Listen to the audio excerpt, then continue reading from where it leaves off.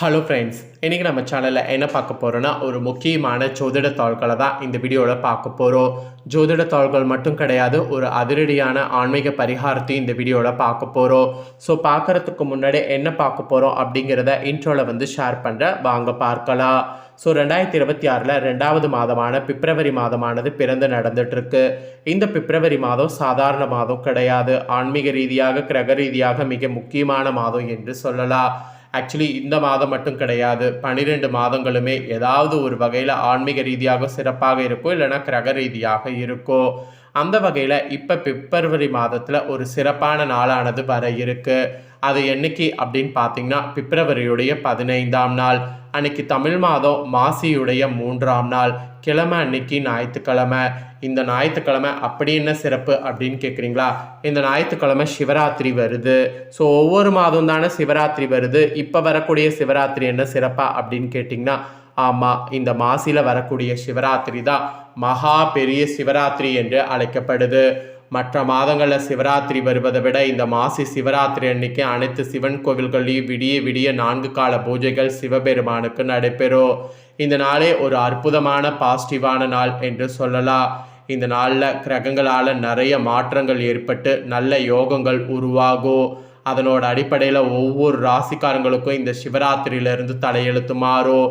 அதில் விருச்சக ராசிக்காரங்களுக்கு இதுவரைக்கும் நடக்காத என்னென்ன விஷயங்கள்லாம் நடக்க போகுது அப்படிங்கிறத தான் இந்த வீடியோவில் ஷேர் பண்ண போகிறேன். ஸோ விருச்சக ராசியில் பிறந்தவங்களாம் வீடியோவை ஸ்கிப் பண்ணாமல் பாருங்கள். அப்போ தான் உங்களுக்கு நான் சொல்லக்கூடிய பலன்களை தெரிஞ்சு அதற்கேற்ப நடந்து பயன்பெற முடியும். இந்த மகா சிவராத்திரி ஒரு சக்தி வாய்ந்த நாள் அப்படிங்கிறதுனால ஆன்மீக ரீதியாக பரிகாரம் செய்யறதுக்கு உகந்த நாள் என்று சொல்லலாம். ஸோ ஆன்மீக ரீதியாக என்ன பரிகாரம் செய்யணும் அப்படிங்கிறதையும் இந்த வீடியோவில் சொல்ல போகிறேன். அதையும் இந்த வீடியோவில் விருச்சக ராசிக்காரங்க தெரிஞ்சு பயன்பெறுங்க. ஸோ இந்த வீடியோவை விருச்சக ராசிக்காரங்களுக்கு ரொம்ப யூஸ்ஃபுல்லாக இருக்கும். அதனால் வீடியோவை ஸ்கிப் பண்ணாமல் பாருங்கள். விருச்சக ராசிக்காரங்க விஷாக 4ஆம் பாதம் அனுஷம் கேட்டை நட்சத்திரத்தில் பிறந்தவங்களுக்கு நான் சொல்லக்கூடிய கணிப்பு கரெக்டாக இருக்கும். ஸோ அதனால் இந்த நட்சத்திரத்தில் பிறந்த விருச்சக ராசிக்காரங்க வீடியோவை ஸ்கிப் பண்ணாமல் பாருங்கள். முதல்ல உங்களுக்கு கிரகநிலை என்ன மாதிரி அமைஞ்சிருக்கு அப்படிங்கிறத சொல்லிடுறேன். கிரகநிலை என்ன மாதிரி அமைஞ்சிருக்கு அப்படிங்கிறத தெரிஞ்சுக்குங்க. உங்களுடைய தகிரிய வீரிய ஸ்தானத்தில் சூரியன் செவ்வாய் சுக்கிரன், சுகஸ்தானத்தில் புதன் சனி ராகு, அஷ்டமஸ்தானத்தில் குரு வகரத்தோடு, தொழில் ஸ்தானத்தில் கேது. இந்த மாதிரி தான் கிரகநிலைகள் இந்த மகா சிவராத்திரியில் அமைஞ்சிருக்கு. இந்த சிவராத்திரியில் கிரகநிலைகள் இப்படி அமைந்திருக்குல்ல, இதனோட அடிப்படையிலிருந்து தான் உங்களுக்கான பலன்களே குறிப்பிடப்பட்டிருக்கு. ஸோ என்ன பலன்கள் கிடைக்கும் அப்படிங்கிறத உங்களுக்கு ஷேர் பண்ணுறேன். என்ன பலன் கிடைக்கும் அப்படிங்கிறத தெளிவாக இந்த வீடியோவில் தெரிஞ்சுக்குங்க. இந்த மகா சிவராத்திரியிலிருந்து எந்த காரியத்தையும் அவசரமும் படபடப்பும் இல்லாமல் செயல்படணும். அப்போ தான் எதிர்பாராத செலவுகளுக்கு வாங்கிய கடன்களால் மனசங்கடம் ஆளானாலும் உங்கள் நாணயமான குணத்தினால் சமாளித்து விட்டு வெற்றி பெற முடியும். அப்புறம் அடிக்கடி மனசோர்வு ஏற்பட்டாலும் உங்களை நீங்களே சுறுசுறுப்பாக கொள்ளணும். அதுதான் உங்களுக்கு மெயினாக வேண்டும். நீங்கள் துன்பமான தருணத்தில் கூட மற்ற விஷயங்களில் கவனம் செலுத்தினீங்கன்னா உங்கள் மனதை உற்சாகப்படுத்தி கொள்ளலாம். அதோடு குடும்பத்தில் பார்த்தீங்கன்னு வச்சுக்கோங்களேன், வாழ்க்கை துணையோடு கருத்து வேறுபாடு வரக்கூடிய சூழ்நிலை உருவாகும். அதெல்லாம் ரொம்ப கவனமாக இருக்கணும். கவனமோடு இருந்தீங்கன்னா தந்தை வழி உறவினர்கள், மறைமுக தொல்லைகள் இதெல்லாம் கொடுக்கறது நீங்கும். உங்கள் பொறுமையான குணத்தினால் சமாளித்து விட இது ஒன்றுதான் வழி. சகோதர சகோதரி வழிகளில் ஒத்துழைப்போ உதவிகளும் கிடைக்கும். அதே போல் உத்தியோகத்தில் இருப்பவர்களுக்கு உழைப்புக்கேற்ற ஊதியம் கிடைக்கும். புதிய பதவி கிடைக்கலாம். சிலர் கட்டளையிடுகின்ற பதவி கிடைக்க பெறுவது கண்டிப்பாக இருக்குது. எதிர்பார்த்த பண உயர்வு கூட உங்கள் உத்தியோகத்தில் கிடைக்க பெறுவீங்க. அப்புறம் தொழில்துறையில் இருக்கிறவங்களுக்கு புது முதலீடுகளை இந்த டைம் தவிர்க்கணும். தொழில் முன்னேற்றம் காண வாய்ப்புகள் சேரும். நிதானமாக பேசுவதன் மூலம் வியாபாரத்தில் இருந்த போட்டிகள் குறையும். பெண்களுக்கு கூட தன்னம்பிக்கையோடு செயல்பட்டிங்கன்னா காரிய வெற்றி பெறுவீங்க. உடல் ஆரோக்கியத்தில் கவனம் தேவை. மாணவர்கள் படிப்பில் கவனம் செலுத்த வேண்டிய நேரம் இது.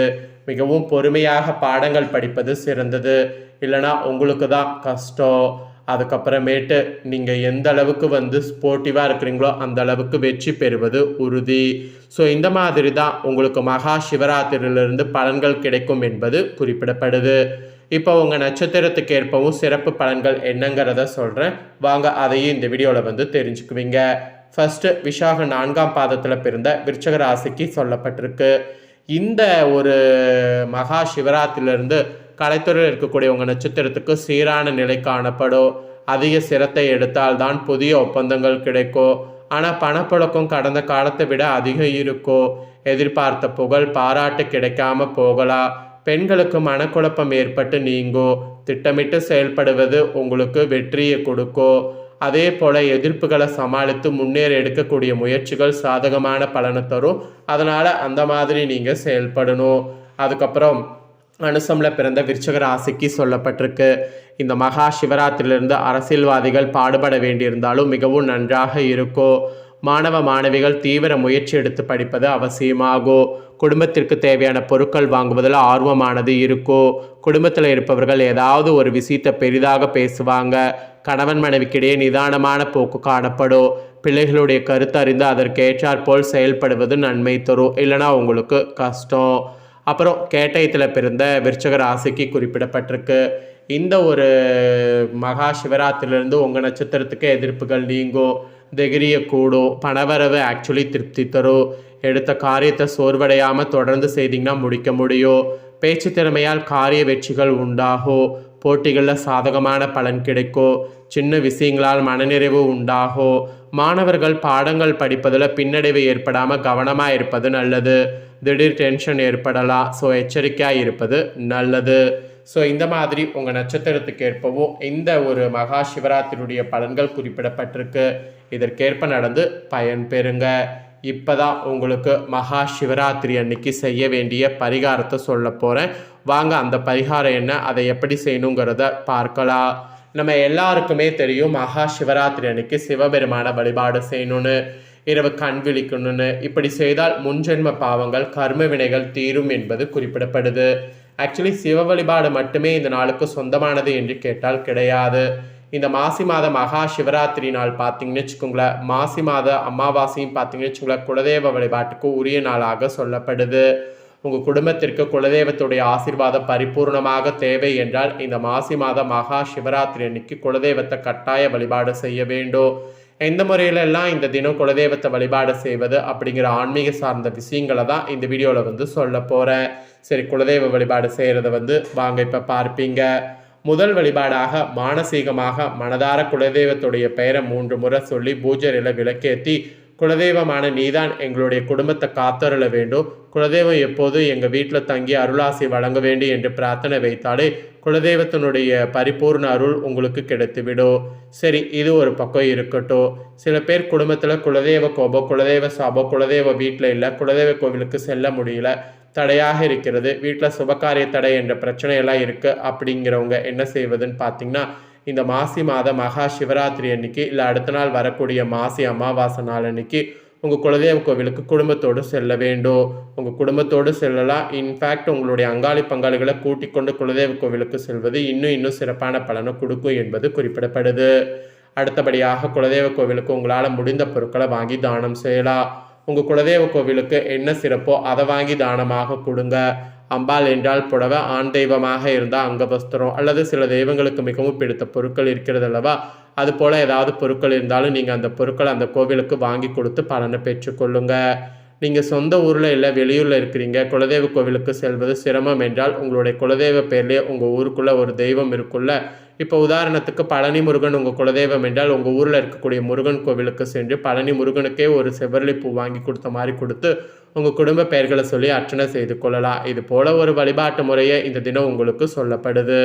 குலதெய்வ கோவிலுக்கு பணம் அனுப்ப முடியும். அங்கே தெரிந்தவர் சொந்தக்காரங்கள் இருக்கிறாங்கன்னா அவர்களுக்கு பணம் அனுப்பி வைத்தால் ஏதாவது பொருளை அவர் வாங்கி கொடுப்பார்கள் என்றாலும் அதுபடி குலதெய்வ கோவிலுக்கு ஏதாவது ஒரு பொருளை கொண்டு சேர்க்கலாம். இதுவும் ஒரு வழி. இதையெல்லாம் தாண்டி இந்த நாளில் சிவ வழிபாடு செய்யலாம். அதுவும் உங்களுக்கு நல்லது தான். ஸோ இந்த மாதிரி தாங்க உங்களுக்கு பரிகாரம் குறிப்பிடப்பட்டிருக்கு. ஸோ இந்த வீடியோவை ஸ்கிப் பண்ணாமல் பார்த்துருந்தீங்கன்னா உங்களுக்கான பலன்கள் பரிகாரங்கள் ரெண்டையுமே தெரிஞ்சது ரொம்ப யூஸ்ஃபுல்லாக இருந்திருக்குன்னு சொல்லி நான் நம்புகிறேன். யூஸ்ஃபுல்லாக இருந்ததுன்னா மறக்காமல் இந்த வீடியோ லைக் பண்ணி உங்கள் ஃப்ரெண்ட்ஸ் ஃபேமிலிக்கு ஷேர் பண்ணுங்கள். உங்கள் ஃப்ரெண்ட்ஸ் ஃபேமிலியில் இருக்கிறவங்களும் வீடியோ பார்க்கட்டும். அவங்களும் பார்த்தீங்கன்னு வச்சுக்கோங்களேன், விருச்சிக ராசிக்காரங்களாக இருந்தாங்கன்னா இந்த பலனும் இந்த தாள்களையும் தெரிஞ்சு இதற்கேற்ப நடந்து பலன் பெறட்டும். இதே போல் புதிய அப்டேட்டான நிறைய வீடியோ நம்ம சேனலில் போடப்படும். அதையெல்லாமே உடனுக்குடனே தெரிந்து கொள்ள மறக்காமல் நம்ம சேனலை சப்ஸ்கிரைப் பண்ணுங்கள். கூட பெல் பண்ண ப்ரெஸ் பண்ணுங்கள். அதை நீங்கள் பண்ணிட்டீங்கன்னா இனி நான் போகிற மற்ற அப்டேட்டான எல்லா வீடியோஸும் உடனுக்குடனே தெரிந்து கொள்ளலாம். ஸோ மறக்காமல் பண்ணுங்கள். நெக்ஸ்ட் இதே போல் சுவாரஸ்யமாக வேறொரு வீடியோவில் உங்களை சந்திக்கிறேன்.